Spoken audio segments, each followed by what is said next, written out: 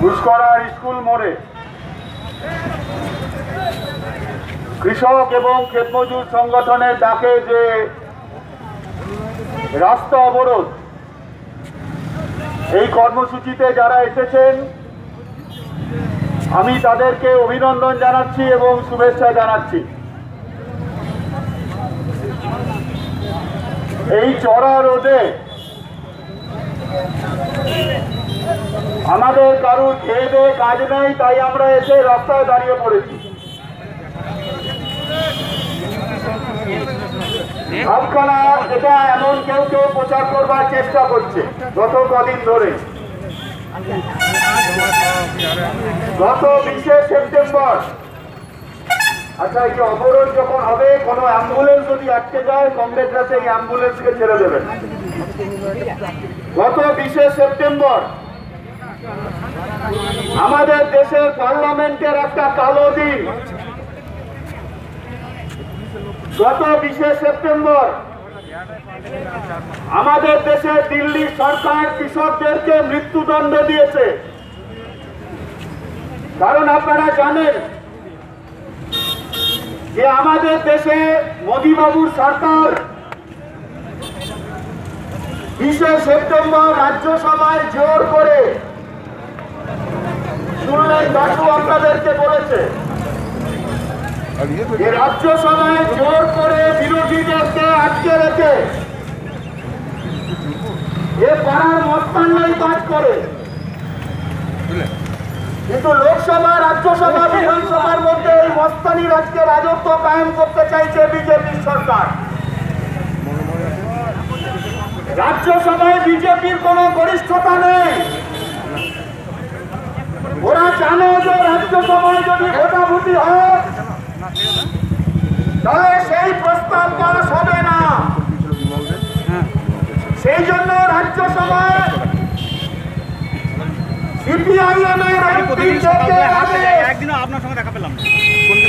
এই কৃষি বিলের উপর যখন ভোটাভুটি চাইল,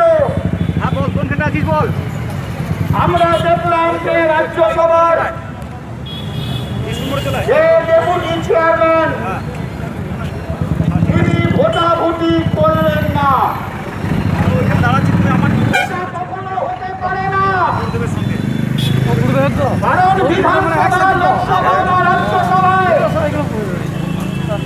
কোন বিল নিয়ে যখন ভোটাভুটি হয় অথবা বিল যখন পাস করা হয়, পেশ করা হয়, যদি একজন মেম্বারও উঠে দাঁড়িয়ে বলে যে আমি ভোটাভুটি চাইছি, তখন রাজ্যসভার চেয়ারম্যান বা ডেপুটি চেয়ারম্যান, লোকসভার স্পিকার কিংবা বিধানসভার স্পিকার আইনগতভাবে বাধ্য সেই ভোটাভুটি করতে।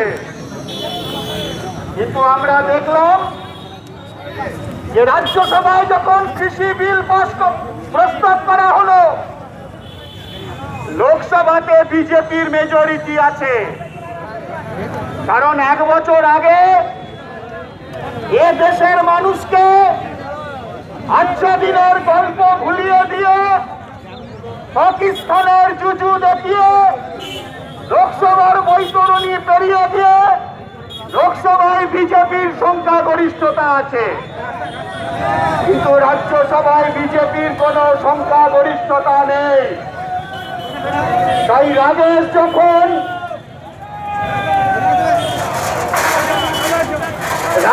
যখন দাবি করলো সে ভোটাভুটি করতে হবে, আমরা দেখলাম আমাদের রাজ্যের দিল্লির সরকার জোর করে এমপিদেরকে আটকে রেখে ভোটাভুটি না করিয়ে সেই বিলকে পাস করালো। কি ছিল সেই বিলে? যা আগামী দিনে রাষ্ট্রপতির স্বাক্ষরের মধ্য দিয়ে আইনে পরিণত হবে। সেই বিলে বলা হয়েছে এতদিন পর্যন্ত কৃষকরা সরকারের ঘরে ধান গম তারা বিক্রি করতেন, সরকারের ঘরে, যদিও যা প্রয়োজন সেই অনুযায়ী সুযোগ কৃষকরা কখনো পায়নি। তার জন্য লাল ঝান্ডা লড়াই করছে। কিন্তু আমরা দেখলাম এই নতুন বিলে বলা হয়েছে সরকার কৃষকদের কাছ থেকে আর ধান কিনবে না, সরকার কৃষকদের কাছ থেকে ফসল কিনবে না, তাহলে সেই কৃষকরা তাদেরকে ফসল বিক্রি করবে। সবাই আমরা জানি যে ধান বোনার পর সেই ধান যদি ঘরে জমে থাকে, আলু বোনার পর সেই আলু যদি ঘরে জমে থাকে, গম যদি ঘরে জমে থাকে, আনাজ যদি ঘরে জমে থাকে, তাহলে কৃষকের ক্ষতি। কারণ আমাদের ভারতবর্ষে, আমাদের রাজ্যে অধিকাংশ কৃষক তারা চাষের জন্য